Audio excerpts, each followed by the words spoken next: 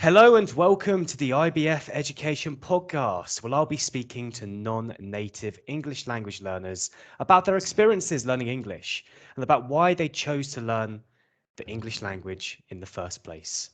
Today I'll be speaking with Nadia. How are you doing today, Nadia? Are you okay? Hello. Yes, I am okay.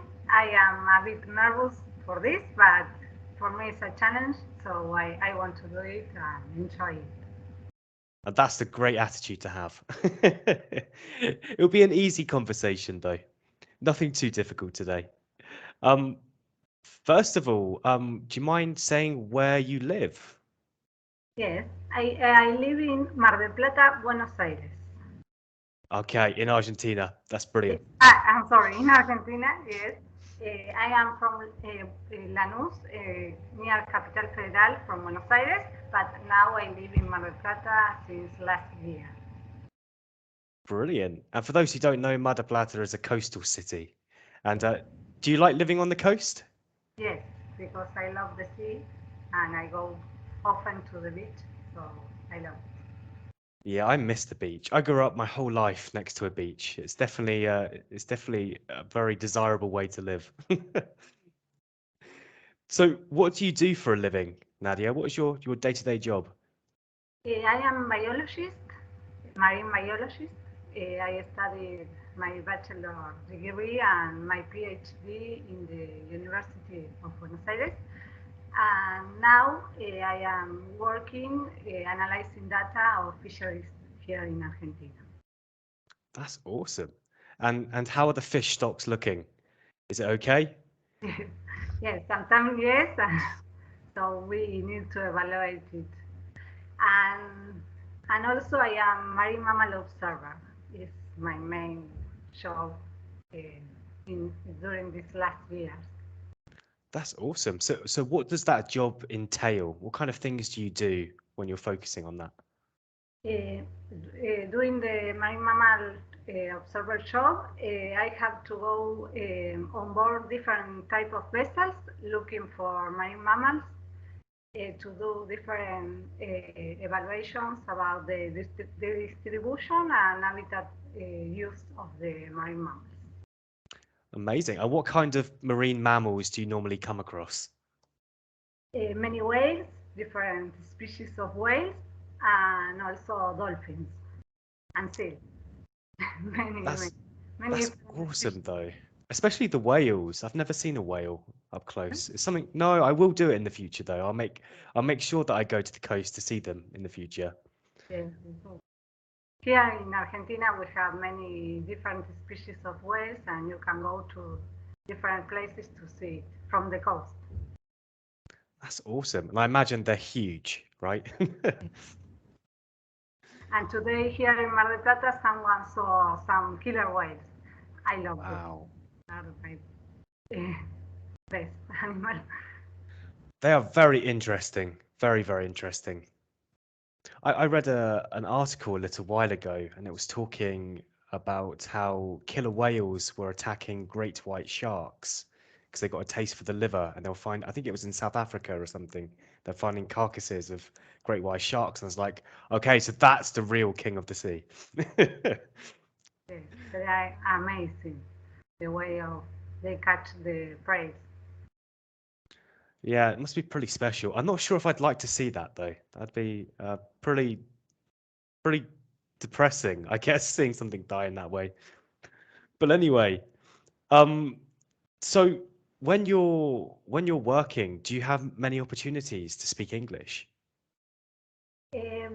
Working as marine mammal observer, yes, because when you go on board this different type of vessel, like a seismic vessel, or a seismic vessel is a vessel which is looking for oil and gas in the seafloor, and they are all the crew are from different countries.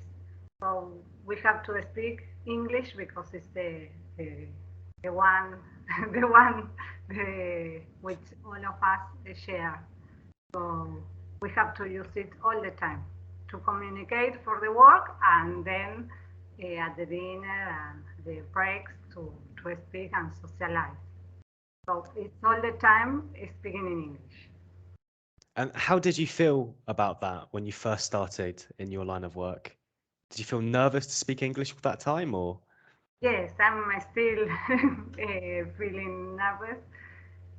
I think because we need more practice. I have studied English during 7 years when I was child. I started when I was a child, and I studied a lot, but I couldn't speak because I am a bit shy, and and I'm thinking what the other person is thinking about my English, so it stopped me, and I forgot the words and all that.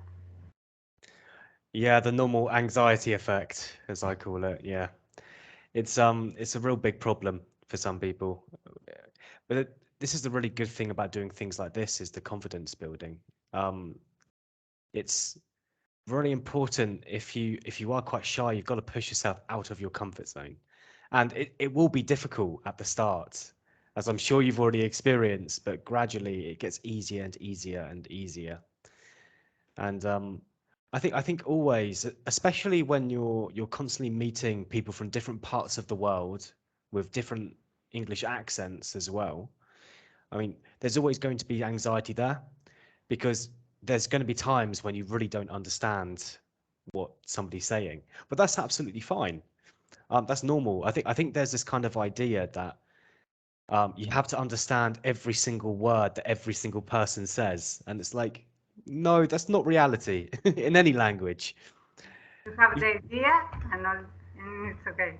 yeah, the idea is the most important part, and if you don't get the idea, you've got to use the information that you did get and try and formulate some questions to get more context.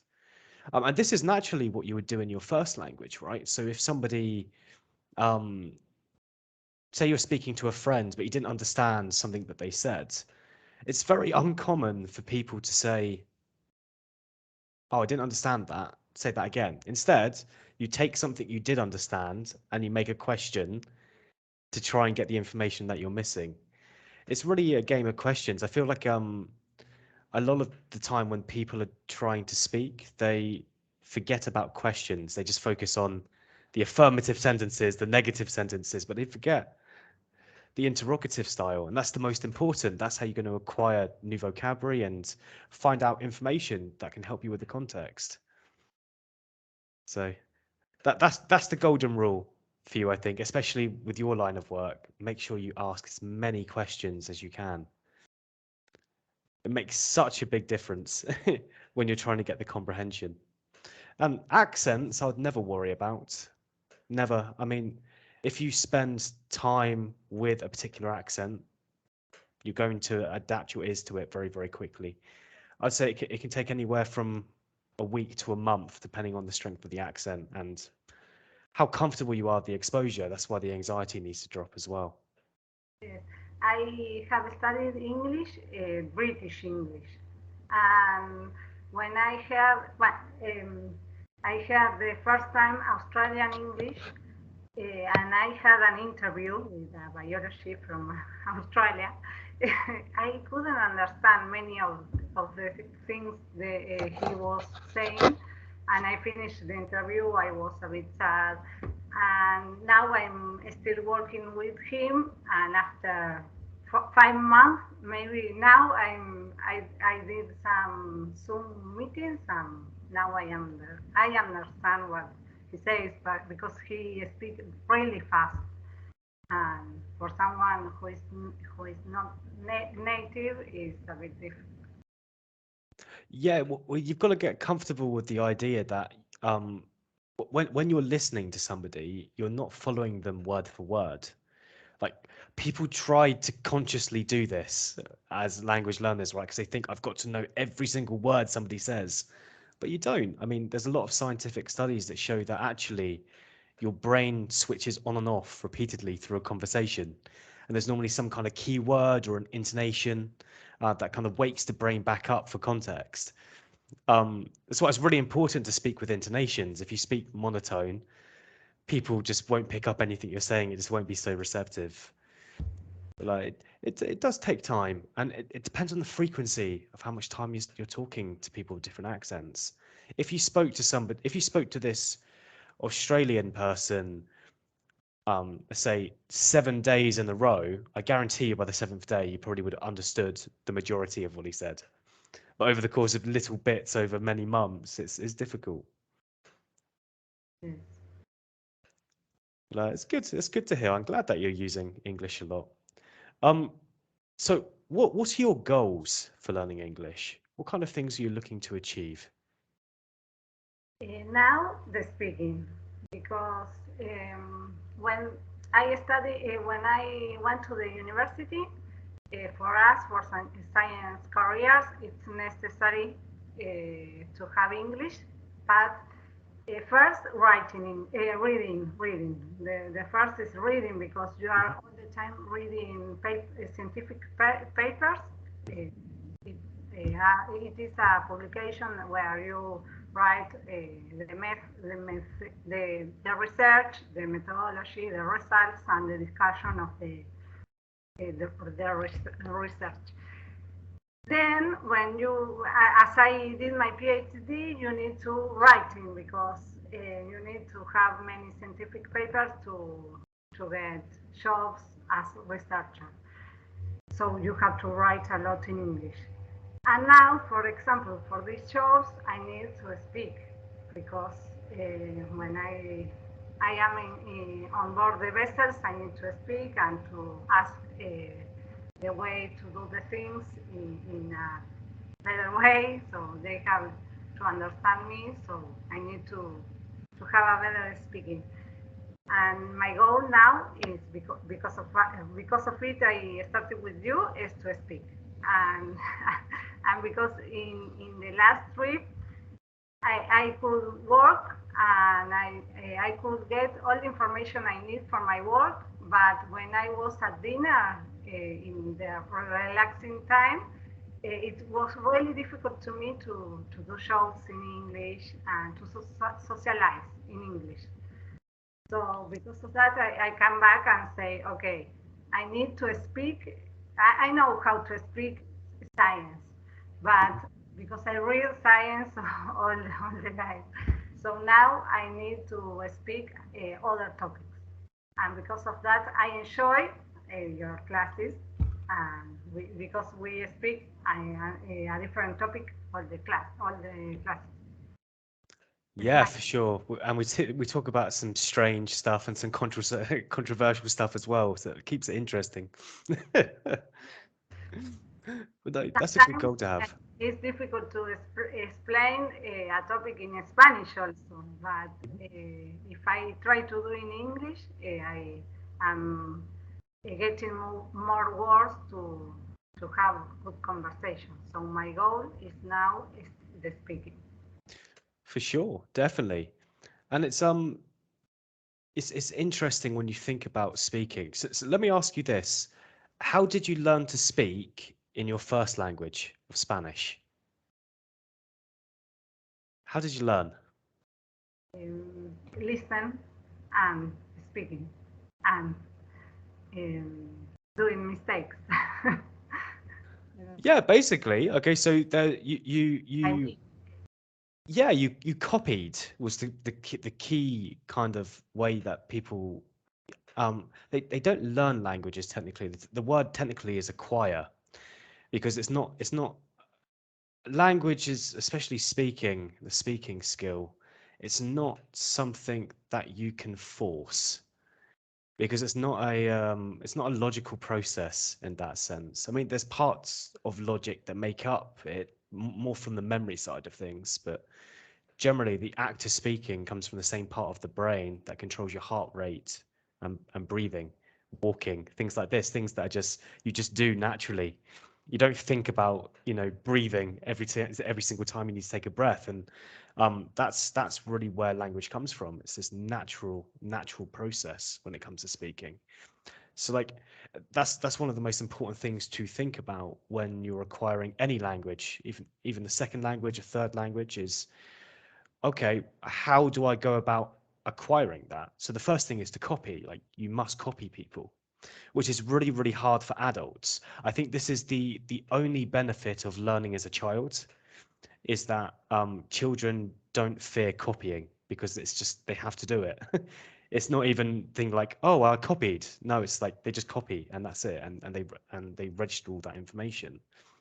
Um, if adults can get their anxiety down enough and they copy, they could just pick up the language. They acquire it very, very quickly. One of the big inhibitors for children is that they don't have a lot of life experience, which adults have tons of. And when you think about, I mean, if you look at how vocabulary works, really, you acquire more complex vocabulary as you get older, which is, you would expect that of kind of curve. But as an adult learning a second language, you should be able to learn those harder words a lot quicker, and you should be able to kind of get up on that high end of that curve very, very quickly, because you don't have the same issue that children has, which is they've got to first copy you, then they've got to understand the context across many, many different contexts that came about in life in relation to that word or phrase or sentence. And then they've got to find a time with that context where they can apply it. Well, as an adult, you've got most of those things sorted, right? I mean, you have life experience, you understand a lot of context because you've lived for X amount of years.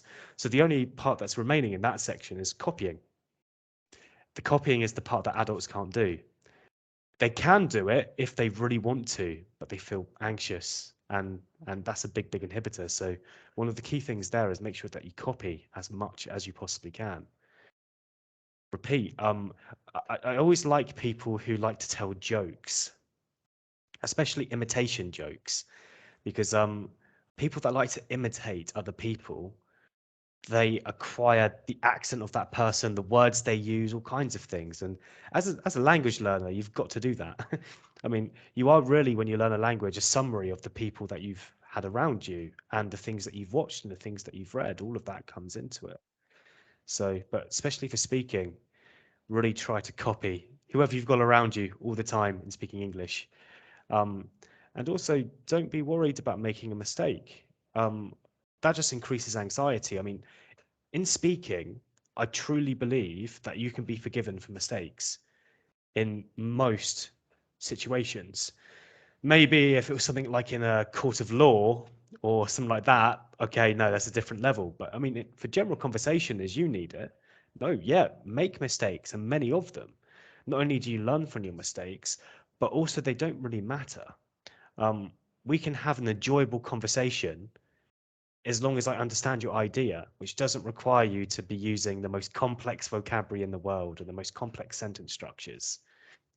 It just requires you to deliver your idea as best as you can and try to make it as exciting as possible from somebody else. If you do that, nobody's going to care about your mistakes. They probably won't even recognize your mistakes. That's how powerful that is. Conversations must be enjoyable. I think. Yes, I think that I some experience I had made me feel good. For example, when I'm talking to you and you understand me, for me my anxious go down, because I think, okay, if he is understanding me, okay, I am talking more or less well. And the other experience I had when I had to answer a phone call in English. It was amazing because I understand and the other person understood me. So I say, okay, well, I can work on it. I need more confidence. I have to continue working on it, but it's okay. Yeah, the confidence to copy. That's what you need. Just copy, copy, copy all the time. And also, I mean, there's other parts to it as well. I mean, I think when people think of just speaking, they think, oh, I just need to say whatever words come out of my mouth. And it's like, it's not how speaking works. So, like, because if you're going to have a conversation with somebody, it has to be enjoyable. Otherwise, nobody is going to listen to you. So you've got to put you've got to have a couple of things that go into it. So first of all, you need some form of comprehensible input in whatever you do. So comprehensible input are the things that you get from reading, from watching things, from conversations, from copying. All of these things form your ability to communicate in a language. Um, so it's really important that if you're trying to target speaking in another language, that you surround yourself with all different kinds of media. People say to me, it's like, oh, I watch videos and I listen to music, but I don't read. It's like, oh, you've got to learn both. You've got to do it all because you would have done that in your first language. I mean, everybody goes to school, everybody reads. Okay, you may not continue as an adult, but you still put 10 years of reading into the Spanish language in your case. So like those things are really important. You will naturally acquire grammar concepts from that, not the rule understanding, but you'll just be able to use those rules naturally without even realizing you're doing it. So that's really, really powerful. Listening is very, very important when it comes to speaking as well, because one, you've got to really intently listen to what people are saying, not word for word, but to try and get interested. I think a lot of the time people assume that others don't have anything interesting to say. Um, and there's a lot of clinical psychologists out there that say, everybody's interesting, but you've just got to listen extra careful to them and find what that is that could interest you as well and target that. So you must be a really keen listener. And again, when it comes to listening, you don't have to understand every single word. You should probably understand enough to pick up the general idea.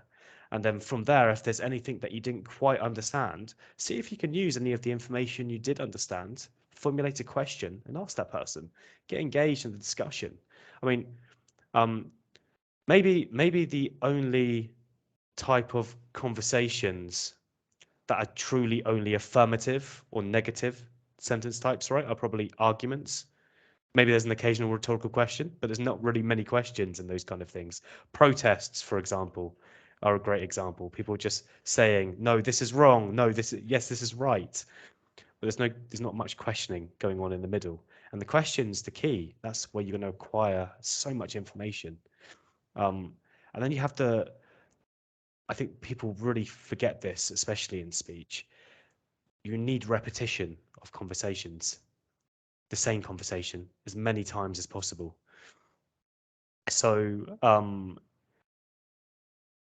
I'll explain this using a holiday, right? So if you went on holiday and you came back after a week away somewhere, and let's say you decided to speak to 7 different friends over the next 7 days. Okay, so one friend a day. On the first day, you're not going to explain your holiday very well because it was a new experience and you're so excited and you want to share your experience. You haven't figured out a logical way to present that to a person yet. So you will kind of start by saying, on the Wednesday I did this, on the Tuesday I did this, on the Saturday I did this. It's going to be out of sync, out of an order for people to follow. So if something's not easy to get, people generally just don't listen. So you won't get the response you're looking for from that conversation, right? So you'll feel a bit dissatisfied, as you did when you were speaking to this Australian guy, I imagine. So then the next time, on the second day, you'll speak to a second friend, and automatically your brain's figured out, like, okay, the way I said this was terrible. Let's try this combination instead. Okay, and then maybe after 2 or 3 times of having this conversation with two or three people, the order is finally figured out. It's like, okay, this is the chronological order of events in which it happens. And maybe you also know the best parts and the worst parts to also mention. So by the time you get to day 4 or 5, you're bored of telling the story because you've told it the same way pretty much at least 2 or 3 times in at least logical order. So naturally what you do is your brain unconsciously chooses better words to use. So that's when the vocabulary comes in. And you'll just use words that you never even thought you had in some cases. Maybe you've acquired them a long time ago, but never found the place to use them. And your brain will try to find the easiest and the most efficient way for you to say your thoughts. So now you're excited again because now you've re-excited yourself by changing the vocabulary of this. So then the next stage is to deliver this and get the desired response that you wanted. And if you sell that story of your holiday well enough after all this repetition, people will really enjoy it. You'll get a very, very satisfying response, which encourages you to speak more. But it takes a lot of repetition. And maybe at the beginning, to add complications, maybe you don't have all the vocabulary on a topic. And that's why repetition is so important. It is, you've probably got the context in a lot of situations, but maybe not in this situation. So whenever you can have the same kind of conversations, do it as often as possible. I think a lot of time people are like, oh, but we spoke about this last week, or no, I've already talked about my goals this year. It's like, no, you should be talking about that as often as you possibly can. Because if you don't talk about those things for a while, you'll forget it, you will lose it because it's no longer relevant. Yes, it's nice. And it's exactly the same in your first language. I imagine you can't remember many, many things about things you talked about in English in your primary school or your high school. There's probably many topics you talked about, but I guarantee you can't remember any of them or the vocabulary associated because it was so long ago and you probably haven't used the same things since. So relevance is the key to all of this as well. So not only do you have to be good at copying, not only do you have to be good at listening, not only do you have to give yourself enough repetition, you've you've uh, you've also got to allow time to take its course. Time is really, really, really, really important. And that's kind of the process of language acquisition. So every time you can, try and have the same conversations. If Um, you want, we can repeat this podcast. yeah, we can repeat it many times and get that over. And this would be good to bring to your class on Saturday. Yes, no, the other time I had the same class in the same week, the same topic we talk about, and I repeat the same you asked me on Tuesday and But Saturday. but I noticed you were so much better on the second time. So that proves my point. Because you've already got the order of your brain figured out. The ideas and how to configure them is really important. Like one way that you could do this is, but this is kind of a longer way, and it benefits you more probably for your kind of profession, is writing things down. When you write things down, your brain just orders everything logically. So, I mean, if you keep a journal or things like that, I mean, that can be really, really useful. Otherwise, it just takes a lot of repetition in kind of close proximity to get to the desired result at the end. But it is a long game, and I would also say that adults can learn language faster than children can because of the experience element. However, there is a plateau. There is a point where adults just cannot grow anymore because there's time that there's a time limit that must kind of continue going to keep learning more and more and more. So I normally find if students have been going from say true beginner like A1, I normally find by the time they get to like a middle B1, maybe high B1 level, they've peaked and they get really demotivated because maybe they've got that far in 6 months to a year. Okay. But past that point now, it's a matter of the rest of your life. And this is, I think some people think, okay, I'm gonna go and take a class for a month and get my English better. It's like language is ever evolving and forever useful in most cases. So you can't just go and do it for a month and not use it for 2 years. You must continuously use it all the time. Um, if you didn't use Spanish for a while and you say you didn't speak Spanish for 2 years and you only spoke in English, I guarantee you there'll be words and phrases in Spanish. They'll be like, oh, how do I say this? Yes. Yes, I have some friends that happen. Mhm. Yeah, because it happens. Why? Because of relevance. Relevance is one of the most important things to keep in mind.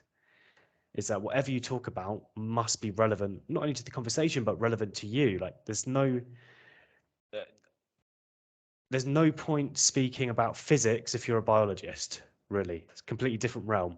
So why would you go and learn a lot of physics stuff? I mean, there's some things that are probably useful, but you're not going to learn all of physics to speak about biology.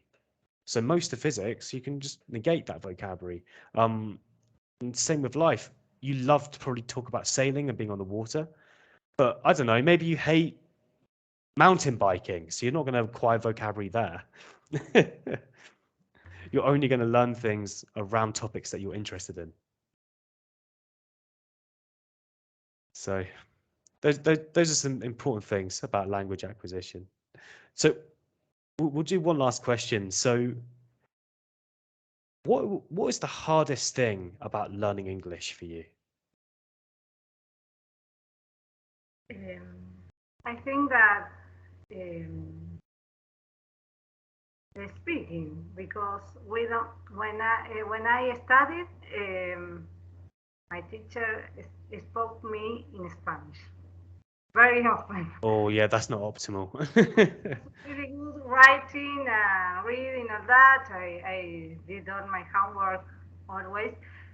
But as she told me in Spanish, I didn't practice a lot of speaking. Mhm.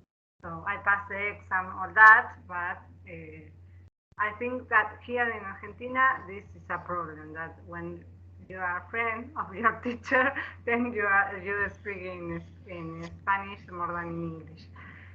But this is the hardest part, and you don't have people to practice a lot because um, in this case, I was looking for a native teacher like you because I want to practice the real English.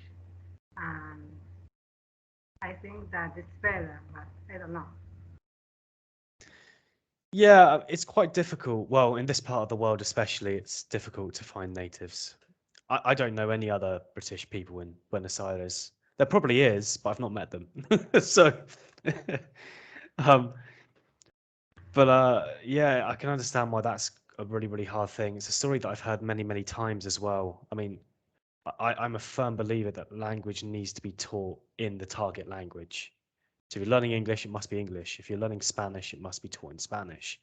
Because what I find is people tell me a lot that they're good at um, listening and writing, for example. I think when I read the majority of writing that I've had over the last 4 years, I can't think of one piece that I've been truly impressed with. And and the reason why is that the ideas are good generally, but it's written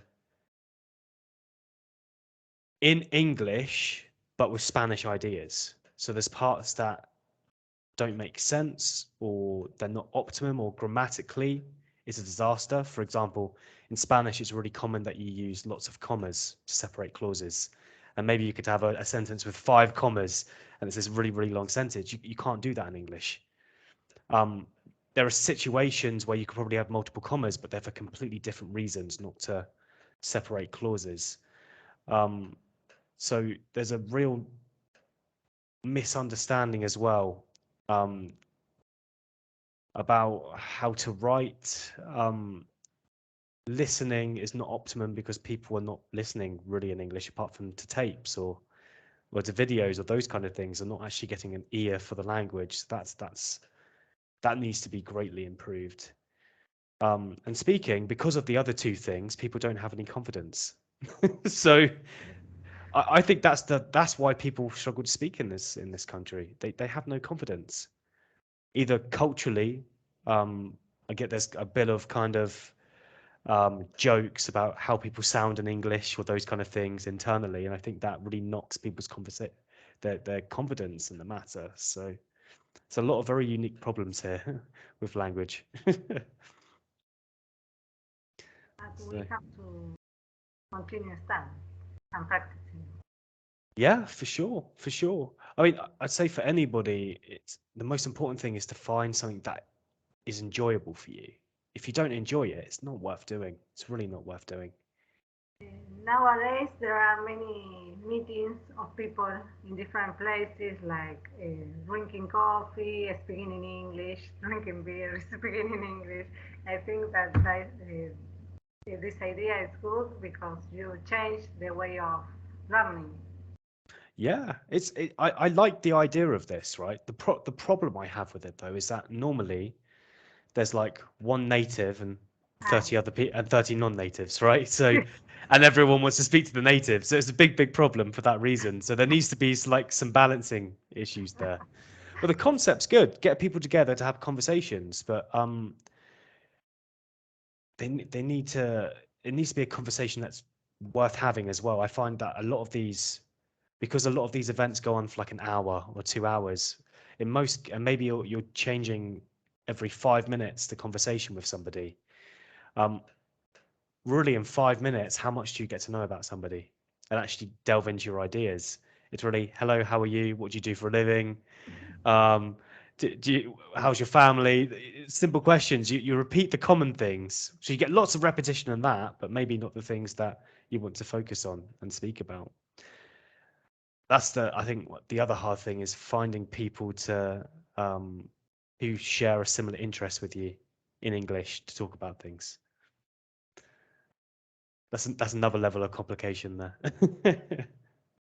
and what do you think about going, people as me, to your country to speak with native people?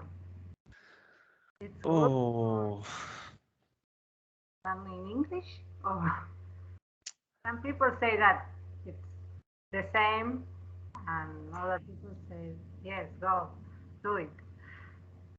I do think it depends on your personality.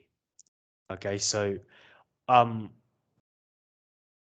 since I've had the same situation in reverse, I literally moved from England to Argentina, and I knew very little Spanish when I came here. So I've had to really learn a lot.